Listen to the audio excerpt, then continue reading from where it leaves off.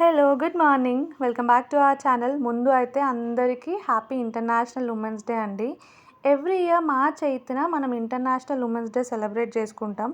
So ఇది only celebration మాత్రమే కాదండి, ఇదొక రెస్పాన్సిబిలిటీ. మహిళలు ఎన్నో రంగాల్లో రాణిస్తున్నారు కదా, వాళ్ళు సాధించిన విజయాలను గుర్తు చేసుకోవడానికి, మహిళలపై జరుగుతున్న దాడులను అరికట్టడానికి, మహిళలపై చూపుతున్న చిన్న చూపును వివక్షను నిర్మూలించడానికి, సమాజంలో వారికి సమానమైన గౌరవం కోసం ఈరోజు ఒక వేదికగా నిలుస్తుందండి. ఫిబ్రవరి 28, 1909లో అమెరికా న్యూయార్క్లో ఫస్ట్ ఉమెన్స్ డే సెలబ్రేట్ చేసిరంట. జర్మనీకి చెందిన క్లారా జెట్కిన్ అనే ఒక సామాజిక కార్యకర్త ఆవిడ అన్నారంట ఉమెన్స్ డేని ప్రపంచవ్యాప్తంగా చేయాలి అని. సో ఆ ప్రతిపాదన మేరకే 1975లో ఐక్యరాజ్య సమితి దీన్ని అధికారికంగా గుర్తించిందంట.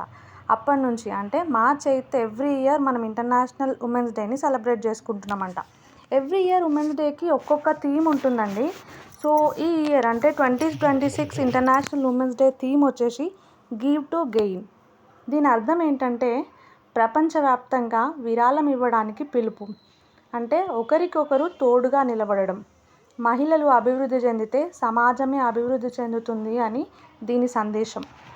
ఇంటర్నేషనల్ ఉమెన్స్ డేకి అఫీషియల్ కలర్స్ వచ్చేసి purple, green and white. Purple indicates justice and dignity, green indicates hope, white indicates purity.